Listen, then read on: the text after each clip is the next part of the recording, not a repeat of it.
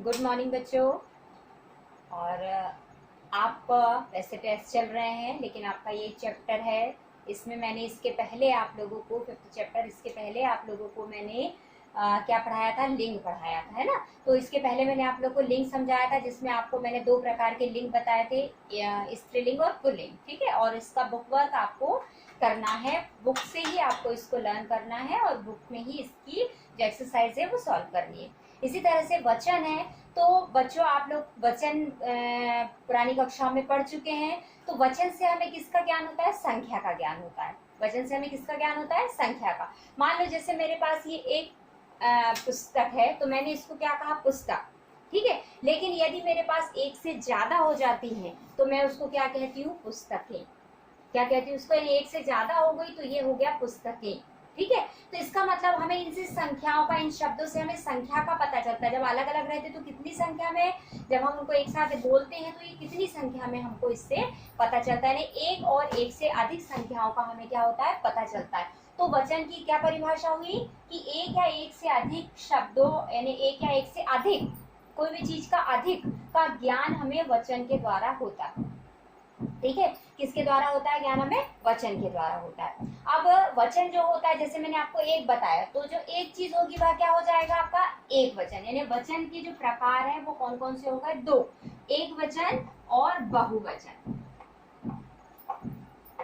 एक वचन किसको कहेंगे? जिसमें हमें एक का बोध होता है, एक चीज का पता चलता है, एक व्यक्ति का, वस्तु का, प्राणी का, किसी का भी स्थान का एक का पता चलता है, वह एक वचन। और जिसमें हमें ज्यादा का पता चल रहा है वह क्या हो गया? या एक से ज्यादा का पता चल रहा है वह क्या हो गया? आपका बहुवचन, ठीक है। ये हो गया आपका एक वचन और बहुवचन। तो एक वचन शब्द जो है उनसे यदि हमें बहुवचन में या बहुवचन शब्दों से एक वचन में यदि बदलना होता है तो हम उन्हें किस तरह बदलेंगे? क्या इस तरह के कुछ नियम है जिनके द्वारा हम इनको परिवर्तित कर सकते हैं? जैसे देखते हैं, जैसे कुछ शब्द ऐसे होते हैं जिनमें ए लगाकर उनके बहुवचनों में बदला जाता है, जैसे ए। कुछ शब्द ऐसे हैं जिनमें हम यदि ए लगा दें तो वो शब्द उसका बहुवचन बन जाता है। फॉर एग्जाम्पल जैसे मेज। अब मैंने जब इसमें ए लगा दिया तो वह क्या हो गया? ए मतलब एक ही मात्रा, मेजे। क्या हो गया? मेजे। इसी तरह से अन्य और ले सकते हैं, जैसे लता। तो यहाँ पर मात्रा की बजाय हमें अब लते तो नहीं कर सकते हम, तो शब्द क्या बन जाएगा आपका? लता। तो क्या हो जाएगा? लताएं। इस तरह से ए लगाकर हम उनके बहुवचन बना सकते हैं। इसके बाद यदि किसी शब्द के लास्ट में छोटी की मात्रा या बड़ी की मात्रा आती है, जैसे मैंने लिखा तिथि, यहाँ पर ये छोटी की मात्रा है लास्ट वाले लेटर में, तो जब हम इसका बहुवचन बनाते हैं तो इसमें क्या लग जाता है? आपका इया लग जाता है। इया मीन्स छोटी की मात्रा और या। इया मीन्स छोटी की मात्रा और या। तो जैसे तिथि है तो वह क्या हो जाएगा? तिथियां। क्लियर? क्या हो गया वह? तिथियां। ओके। तो हमेशा, लेकिन मान लो जैसे यहाँ पर बड़ी की मात्रा होती है, जैसे मैंने लिखा तितली, तो क्या हो गया वह? जब हम उसमें इया लगा, बड़ी की मात्रा आई ना, तो जब मैंने उसमें इया लगाया तो वह क्या हो गया आपका? तितलियां। क्लियर? तितलियां। तो इस तरह से हम उन शब्दों में एक में ए लगाकर, एक में इया लगाकर उनके बहुवचन बना सकते हैं। कुछ ऐसे भी है जैसे लास्ट में यदि आ की मात्रा होती है, आ होता है, से आ होता है लास्ट में, तो उसमें क्या हो जाता है? आ होता है तो लास्ट में ए लग जाता है, केवल ए या एक ही मात्रा, ठीक है। क्या लग जाएगा? एक ही मात्रा। तो आ होता है, तो जैसे मैंने बोला केला, तो वह क्या हो गया? केले। ए लग गया ना, एक ही मात्रा, केले, ठीक। ये इस तरह से हम एक वचन से बहुवचन बना सकते हैं। कुछ अन्य यदि हम सेंटेंस देखें तो उसमें बहुवचन हमें रहता, जैसे मेरे पास एक सेंटेंस है, हाथी पानी पी रहा है। अब यहाँ पर समझ में आ रहा है कि रहा है, यानी सेंटेंस के द्वारा भी हम पहचानते हैं कि ये जो है ये अभी एक वचन का काम कर रहा है, ठीक है। हाथी पानी पी रहा है, मतलब एक हाथी की बात हो रही। लेकिन यदि मैं लिख दूं कि हाथी पानी पी रहे हैं, हालांकि यहाँ पर हाथी अभी भी एक वचन में दिख रहा है, क्योंकि हाथियों नहीं किया हमने, हाथियों नहीं किया, तो हाथी एक वचन में ही दिख रहा है। लेकिन सेंटेंस में जब वह गया तो उसकी स्पेलिंग ये हो गई, लेकिन वह बता रहा है यहाँ पर बहुवचन में, क्योंकि हाथी पानी पी रहे हैं। रहे हैं मतलब एक से ज्यादा की बात हो रही, रहे हैं मतलब एक से ज्यादा की बात हो रही। तो हाथी पानी पी रहे हैं, तो उसमें हम सेंटेंस के अकॉर्डिंग चलेंगे। लेकिन यदि हमको सेंटेंस से बदलने के लिए नहीं आता है तो हमें सिर्फ अपने तरीके से ही एक वचन से बहुवचन में बदलना है, ठीक है। इसी तरह से कुछ और शब्द होते हैं जिसमें गण लग जाता है, जैसे फॉर एग्जाम्पल अध्यापक, तो वह हो जाता है, अब अध्यापकों भी रहता है लेकिन उसमें आ जाता है अध्यापक गण। सही शब्द जो होता है वह अध्यापक गण, तो वह भी बहुवचन के अंतर्गत ही आएगा। अध्यापक गण, छात्र गण, वो भी बहुवचन के अंतर्गत ही आएगा। छात्रों भी हो सकता है लेकिन वह भी हो सकता है, गण भी हो सकता है, ठीक है। इसके बाद वही चीज एक एग्जांपल और आपकी बुक में ही है, लड़कियां गाना गा रही हैं, तो लड़कियां गाना गा रही हैं, लड़कियां गाना गा रही हैं, और कुछ चेंज भी हो सकता है। ये बहुवचन है, मैं बता रही हूँ बहुवचन का ही एक बहुवचन रूप दूसरा बता रही हूँ कि सेंटेंस कैसे लिखा जा सकता है। लड़कियों ने गाना शुरू किया, अब आप बोलोगे यहाँ तो लड़कियां हैं, लड़कियां हैं तो बहुवचन हो गया, समझ में आ गया, यहाँ लग गया। लेकिन हमने कहीं और सेंटेंस में लिख दिया लड़कियों, वह भी बहुवचन में आया, तो हम क्या उसको बना नहीं सकते ऐसा, लेकिन वो होता है सेंटेंस के अकॉर्डिंग, ठीक है। वो होता है आपका कौन सा सेंटेंस, कि लड़कियों ने गाना गाया। यहाँ पर भी लड़कियों लिखा है तो लड़कियों भी बहुवचन है और लड़कियां भी बहुवचन, लेकिन हमने उसको सेंटेंस के अकॉर्डिंग हमको उन शब्दों में परिवर्तन करना पड़ता है। क्लियर? तो ये तो हो गया आपका वचन। अब मैं इसी श्रृंखला में आपको बता रही हूँ कारक, जिसको आपको सबको बुक से ही करना है बेटा, सबको बुक से ही करना है। बुक में ही आपको उनकी जो है एक्सरसाइज वगैरह सब आपको बुक से ही फिल करनी है, ठीक है। कारक देखेंगे हम, कारक में आपका आता है कारक क्या होता है। जैसे देखिए हमारे पास सेंटेंस है, एक आपकी बुक साइज सेंटेंस दे रही हूँ, सुमेधा ने गुड़िया के घर को सजाया। सुमेधा ने आया, ने गुड़िया के घर को सजाया, ठीक है। अब इसमें जब मैंने सेंटेंस बनाया तो कितने सारे वर्डों का, शब्दों का यूज किया, तो जो हमने वो छोटे शब्द बनाए, ने, को, का, पर, में, ये जो शब्द होते हैं ये कहलाते हैं आपके कारक। क्या कहलाते हैं वे? कारक कहलाते हैं। कारक जो होते हैं वो मैं आपको बता रही हूँ, 8 भेद हैं कारक के। कारक के कितने भेद हैं? 8 भेद हैं, ठीक है। तो हम एक एक करके इनको देखते हैं। कारक के 8 भेद। पहला है आपका कर्ता कारक।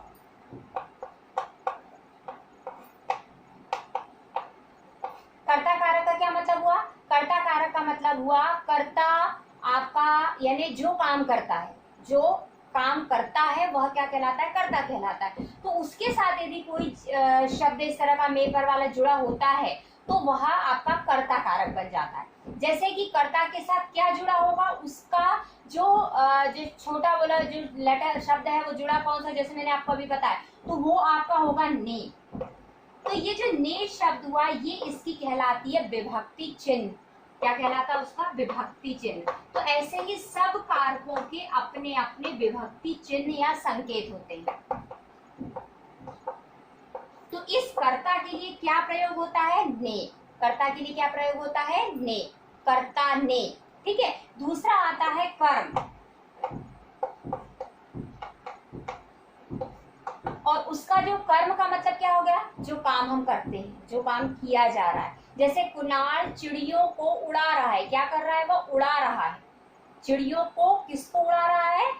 चिड़ियों को उड़ा रहा है। तो यहाँ पर जो चिड़िया है ना, तो कुणाल हो गया कर्ता और वो उड़ा किसको रहा है? चिड़ियों को उड़ा रहा है। तो यहाँ पर कर्म हो गया आपका कि वह चिड़ियों को उड़ा रहा है, चिड़ियों को। तो इसके को लिखा है चिड़ियों को, इसका मतलब जो कर्म की विभक्ति है वो हो गई आपकी को। कर्म की विभक्ति क्या हो गई, ये आपको विभक्तियां याद रखना है, आपको उसकी विभक्तियां याद रखना है। कर्ता का हो गया ने, कर्म का हो गया को, ठीक है, ये दूसरा। तीसरा आपका है करण कारक,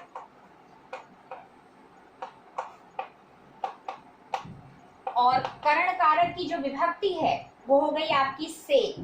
करण कारक की विभक्ति हो गई से यानी करण कारक का मतलब कोई चीज का काम, किससे काम हो रहा है, कारण, किस चीज का कोई कारण हो, उसको करण कारक कहते हैं। जैसे कि शबनम पेंसिल से चित्र बनाती है, यानी चित्र बनाने का काम हुआ, लेकिन किससे हो रहा है, वह किस चीज से हो रहा है, कारण कैसा है उसका, पेंसिल, तो पेंसिल से, तो इसकी विभक्ति हो गई से। चौथा है आपका संप्रदान कारक,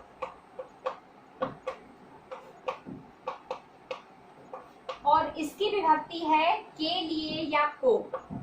के लिए भी हो सकता है और को भी हो सकता है। संप्रदान, जैसे कि बहन भाई के लिए पुस्तक लाती है, तो इसमें क्या बता रहा है, भाई के लिए, किसके लिए लाई, मतलब किसी अदर व्यक्ति के लिए लाई, तो बहन भाई के लिए लाई, यानी वह हो गया आपका संप्रदान, देने की चीज, हम किसी को प्रदान कर रहे हैं, देना है, तो वह संप्रदान कारक। नंबर 5 है आपका अपादान कारक।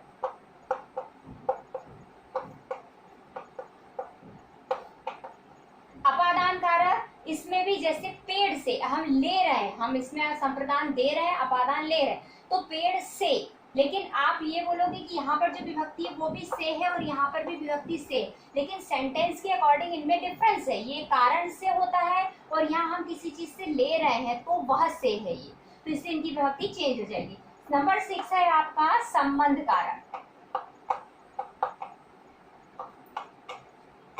ये एक दूसरे शब्दों का या रिश्तों वो संबंध बताता है, मतलब सेंटेंस के बीच में संबंध प्रदान करता है। तो जैसे कैसे, देखो पेड़, संबंध कारक में शहनाज के बाल लंबे हैं, और इसकी शहनाज के बाल लंबे हैं, मतलब संबंध, शहनाज के बाल कैसे, बाल और शहनाज का संबंध, कि शहनाज के बाल कैसे हैं, लंबे हैं, तो इसकी जो विभक्तियां है वो कौन कौन सी हो जाएगी, इसकी विभक्ति होगी का, के, की, रा, रे और री, ठीक है, ये इसकी विभक्तियां, आप बुक में इन विभक्तियों को अच्छे से और देख सकते हैं। नंबर 6 ये हो गया आपका।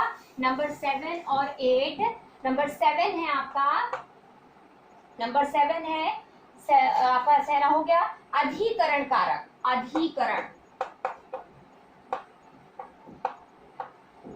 अधिकरण कारक की विभक्ति क्या है, में। अधिकरण कारक की विभक्ति क्या है, में,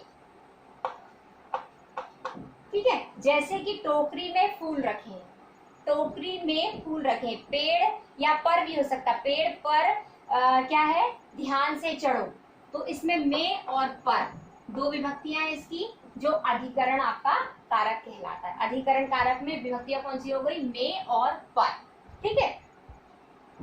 इसके बाद नंबर 8 है आपका संबोधन कारक, किसी को इंडिकेट करना, संबोधित करना, और इसकी विभक्ति में जो आपका आता है, जैसे हम कोई आश्चर्यजनक बात करते हैं ना, हे, अरे, ठीक है, इस तरह से ये शब्द आते हैं, ये उसकी पहचान है कि ये संबोधन कारक है। मतलब उसे बोलते हैं ना, अरे, हम किसी को बुलाते हे, तो वो क्या हो गया आपका संबोधन कारक, तो इसकी विभक्ति हो गई आपकी हे, अरे, और इसके लास्ट में ये वाला चिन्ह लगता है, एक्सक्लेमेटरी मार्क, ओके। तो ये हो गया वचन और कारक। इसके साथ ही मैं आपका इसका बुक वर्क बता रही हूँ, तो आप उसको नोट कर लेंगे बच्चों। इसके बाद मैं उसकी क्लिपिंग भेजूंगी, लेकिन आप इस वीडियो के थ्रू और अपने बुक की सहायता से इन चीज़ों को अच्छे से ध्यान से बार बार उसको सिर्फ रीडिंग लगाएंगे, बार बार उसको रीडिंग लगाएंगे, तो आपको इजीली वह सब समझ में आ जाएगा, ओके।